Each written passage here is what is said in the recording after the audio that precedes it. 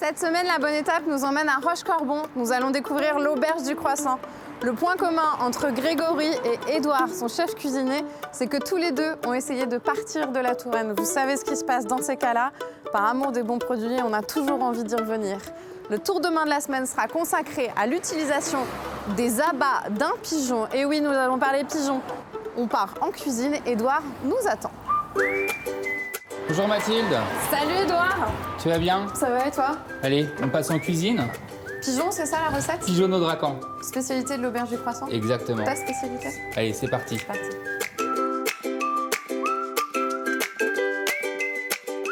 Édouard, le cœur de la recette aujourd'hui, c'est le pigeon. Le pigeonneau, ouais. Pigeonneau, ça c'est important parce que si ça devient un pigeon, l'animal va voler. C'est ça, donc ça va raffermir les chairs. Là, on est vraiment sur de la dentelle, hein. On est vraiment sur un produit d'exception. Parce que c'est un bébé finalement. Parce que ça reste c'est un bébé un pigeonneau qui a été élevé pendant 32 mois au grain, avec des grains bio, donc souvent du maïs. Tu me disais que c'était produit que à Saint-Paterne-Racan. C'est ça. C'est pas produit ailleurs. Par la maison Bellor. Ok. Toi, c'est un produit que t'aimes bien. On sent que t'es passionné. C'est le produit que t'aimes bien faire en cuisine. Oui, parce que déjà c'est un produit du terroir. Est-ce que c'est un produit de luxe? C'est un produit de luxe, oui. Ouais. C'est pas. On est quand même sur quelque chose qui est assez onéreux. Ouais. Là, on cuisine pour combien sur un pigeon qui est comme ça? Un pigeon. Alors là, donc le pigeonneau dracan, il faut savoir que c'est toujours des pièces qui sont entre 450 et 500 grammes. Mm-hmm. Voilà, donc là, on est sur une belle pièce de 500 grammes. Moi, je la mets parce que je suis généreux. J'aime donner, j'aime que les gens se fassent plaisir. Donc là, on est pour une personne. Une personne. Tu verras à la fin, ça fait un plat copieux. Ça fait un plat copieux. On en parlera tout à l'heure quand on va le cuisiner. On va passer à une autre partie de la recette qui est très importante aussi pour moi et puis pour toi parce qu'il y a une histoire à raconter derrière. C'est ces légumes. Ouais, tout à fait. Donc c'est les légumes de Saint-Genoux. Ok. Parce que je suis originaire de Saint-Genoux. J'ai derrière moi, j'ai 200 ans d'histoire de famille maraîchère à Saint-Genoux. Tu fais pas ton âge, dis donc. Navet boule d'or. C'est ça. Carottes. Petite carotte. Petite carotte. Les toutes premières, c'est les carottes nouvelles. Ouais. Ouais. Et ça? Ça, c'est de l'ail gris. Moi, je le sens d'ici. Ça sent incroyablement bon. On se les cuisine? Ouais. Allez, c'est parti. Toi, c'est une reconversion professionnelle, la cuisine. T'étais ingé son pour une chaîne de télévision. C'est ça. Je suis cuisinier aujourd'hui depuis 5 ans. Donc, j'ai fait une reconversion vraiment sur le tard. J'ai voulu faire de la cuisine par passion. Ce côté partage, j'ai toujours aimé faire des repas avec mes amis. Là, on se tient mieux, les grands repas. On se tient mieux à table qu'à cheval avec mes amis. On aime bien ça. C'est des repas qui durent des heures autour d'une bonne bouteille.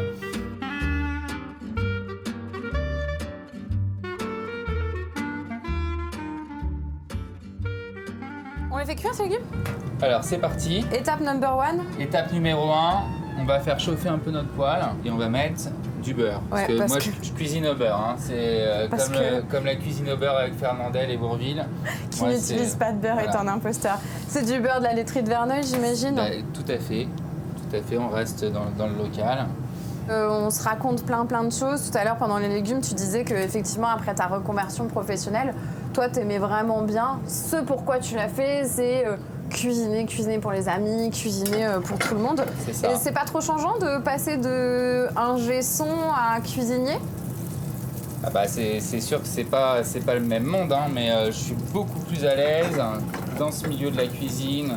Parce que j'ai été élevé là-dedans en fait, c'est vraiment ce côté généreux, j'avais mes grands-mères qui cuisinaient, les repas de famille, les repas avec les copains. Et voilà, moi je me retrouve là-dedans, ça me plaît beaucoup. Je fais pas une cuisine compliquée, je sais pas faire, les cuisines compliquées c'est pas mon truc. Je fais juste une cuisine simple, généreuse, avec des bons produits, ça c'est mon truc. Bah, c'est ce qu'on essaye de dire aux téléspectateurs aussi qui nous regardent, c'est que la cuisine c'est pas très compliqué. Là, on a du beurre, on a du miel. Là, on a du miel local aussi. De Saint-Benoît-la-Forêt. Est-ce qu'il y a une histoire avec ta famille ou... Il y a encore une petite histoire avec ta famille. J'en étais sûre. Mon arrière-grand-père était garde-chasse à Saint-Benoît-la-Forêt. Et il a donné des ruches à cet apiculteur donc, dans les années 90. Donc, voilà, moi, c'est un petit détail. Mais c'est un petit détail auquel je pense et je fais toujours des petits clins d'œil à la famille comme ça, c'est hyper important. C'est génial en fait parce que t'as un sacré storytelling, une histoire qui te suit avec toi. Là tu vois ça caramélise un peu, donc j'ai mis mon miel. Là, l'objectif, c'est d'obtenir une coloration avec C'est ça. une coloration alors, ou une en fait, caramélisation. c'est comme si on glaçait des légumes. Là-dedans, on a du fond de volaille. Ouais. Donc je vais venir Fond de arroser. volaille, hein, nous à la maison, quand on fait cuire une Voilà. volaille, On peut très bien utiliser un bouillon de légumes ou de l'eau. Ou de On n'a l'eau. pas, voilà, Avec un c'est peu de pas- sel et un peu C'est de juste poivre. pour réhydrater un petit peu. Alors là, on va laisser tranquillement. on les laisse dormir. Voilà, moi, je les laisse dormir. On s'attaque aux pigeons. Voilà, hop. Je laisse dormir les légumes et on s'attaque au pied.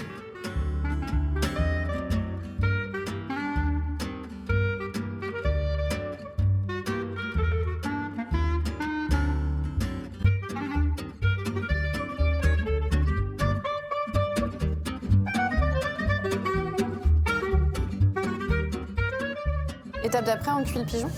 Il est prêt là? Là, il est prêt. Il Ouais. est sur la carcasse. On appelle ça sur le coffre Là, aussi? sur le coffre, Ouais. exactement. Voilà. Donc là, Ok. on a nos suprêmes qui sont posés encore et on le coupera après cuisson. Ok. On lance la cuisson? Voilà, C'est parti. c'est parti. On commence avec du beurre aussi?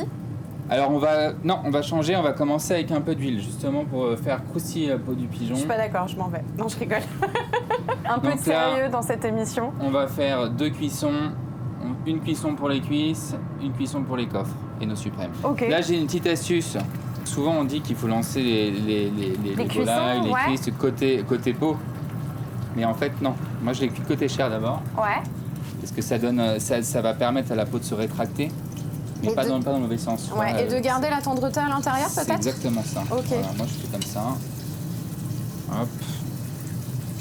Voilà. Ça sent divinement bon. On a nos petits légumes qui font dodo juste à côté. Voilà. On a le pigeon qui commence à cuire. Les coffres, Les coffres. pareil, tu les cuis. Donc là, hop, j'ai ma poêle chaude avec un peu d'huile. Une fois que j'ai marqué un petit peu mes cuisses, je les mets au four et on va finir la cuisson tout doucement.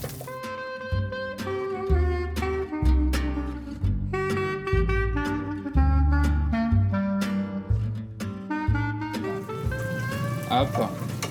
Voilà, donc là on va laisser finir notre cuisson de pigeon tranquillement. On va les passer un petit peu au four. Et puis on va attaquer la sauce. On attaque la sauce. Depuis le début de cette émission, on vous parle du pigeon, du pigeonneau, je me trompe, de Racan. Il est vendu avec des abats, c'est-à-dire le cœur, Édouard et Les foies. les foies. Ne les jetez surtout pas, il faut les réutiliser dans la cuisson. Pour les besoins de l'émission, ça a déjà été fait. Tout de suite, c'est le tour de main, on vous montre comment les recycler dans une sauce. Là, ce qu'on peut faire avec nos abats. J'ai récupéré mon cœur, mes foies, Mhm. que j'ai mis dans un mixeur. J'ai mixé avec un petit peu d'eau. On met du beurre dans la poêle, On ensuite... met du beurre. Hop, échalotes. je mets un peu d'échalote. Ok. Voilà, on va faire fondre tout doucement. Et on va flamber un petit peu à l'armagnac. Voilà. Oui, comme on disait, on essaie de cuisiner de manière locale Attention et à puis toi. on peut pas... J'adore. Voilà. Hop, On peut pas être parfait et puis on travaille des produits français, donc tu peux aussi... voilà. flamber. Ça apporte quoi? Acidité, amertume, complexité à la sauce? Tout ça en même temps? Ça apporte tout ça en même temps et ça apporte surtout du goût. Du goût. Là, on a fait préalablement un jus de pigeon. Je vais venir mouiller au jus de pigeon. Comme ça. Mouillé, ça veut dire que ma sauce, elle est en train de cuire, elle a Voilà. réduit, on sent que ça chante un peu. Et pour avoir de la consistance, tu viens rajouter un liquide. Voilà, c'est ça. La réduction, ça va permettre à tout ce monde-là de faire se connaissance concentrer. et de se concentrer. Donc là, on va venir doucement incorporer notre sang. Faut pas que ce soit trop fort. Hein. Le feu, faut pas qu'il soit trop Voilà, fort. faut que ce soit Ouais. doucement. Sinon, ça va coaguler, c'est quelque chose de Voilà. fragile. C'est exactement. Hop, on y va doucement. Hop, je vais remettre un petit peu de bouillon. On dirait un savant fou un petit peu des fois quand je suis avec la sauce, mais La cuisine, c'est aussi de la chimie finalement, et c'est aussi dosé par rapport au goût. Si toi, t'aimes bien les sauces très fortes en goût, tu peux rajouter plus ou moins de sang. Si moi, C'est j'aime ça. un peu moins, je peux rajouter plus ouais, ou moins de bouillon. c'est beaucoup de feeling. Puis bah, des fois aussi, il faut goûter. Hein. Hop. Voilà, ça me plaît bien. Hop. Voilà, donc après, je vais passer la sauce Ok, et après, on va dresser. super. Est-ce que tu veux que je te tienne la Ah, bassin et vas-y. que toi, tu prennes Mets- ça? mets dans le- Je mets comment comme ça? Ouais, mais doucement. Tout doucement? Je peux mettre en plein milieu? Vas-y. Hop, vas-y, un grand coup. Paf. Voilà. Hop, Ça là. va, je suis diplômée, je peux devenir commis. Et tout à fait, à je l'auberge. t'embauche demain si tu veux. À l'auberge du croissant. Hop, voilà. Là, passer en fait, ça veut dire que nous, ça Voilà, s'appelle un ça. chinois. Si jamais on n'a pas ça chez nous, à la passoire, ça vient très bien Oui, aussi. tout à fait, oui. Là, c'est vraiment pour garder après. T'appuies sur tout ce qu'il y avait à l'intérieur. Donc on extrait le jus des échalotes, on extrait. C'est ça. Hop. Voilà, ça va me donner une sauce, attention. Bien lisse. Tu vois, le sang, il va donner vraiment cette couleur un peu opaque, un peu Traditionnel. Voilà, c'est ça. Des plats de grand-mère qu'on a très envie de manger, Voilà. comme on a parlé beaucoup de mamie dans cette émission. On a notre sauce, nos légumes et notre pigeon qui va être prêt. On va passer au dressage. C'est parti. Ah bah c'est parti, Allez, c'est parti, je n'ai c'est plus rien parti. à dire, plus rien à faire. C'est le chef cuistot qui fait tout.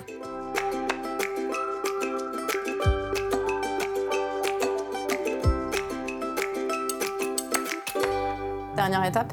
Dernière étape, on a tous nos éléments, nos petits légumes, nos coffres de pigeons, nos cuisses et notre sauce. Ouais, c'est simple. Garniture, produit, sauce. Moi, je reste vraiment sur cet élément. C'est mon fil conducteur. Donc là, Je n'ai plus rien à dire. on va lever nos suprêmes qu'on cuit sur la carcasse.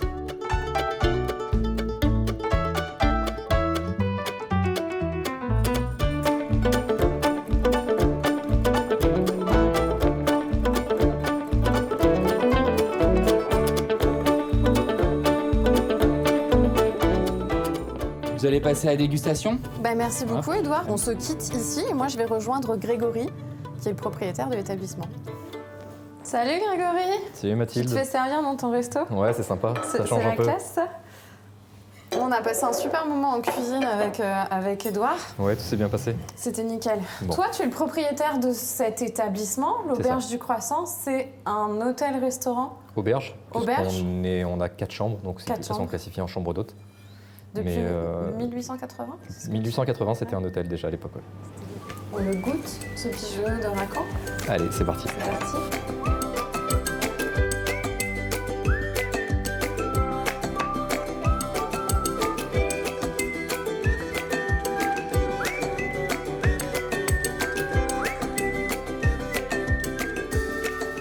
Merci beaucoup, Grégory, de nous avoir reçus ici à l'Auberge du Croissant à Rochecorbon. On peut en profiter pour se balader devant, hein, il y a la Loire, on peut faire Tout à fait. des balades. À vélo, à pied. À vélo, à pied. Venir à vélo de Tours ou venir à pied aussi, c'est faisable, on Tout est à à fait. 15 minutes. Moi, je vous invite à venir déjeuner, dîner ici, à re-regarder cette émission. Et je vous dis à très bientôt pour une nouvelle bonne étape.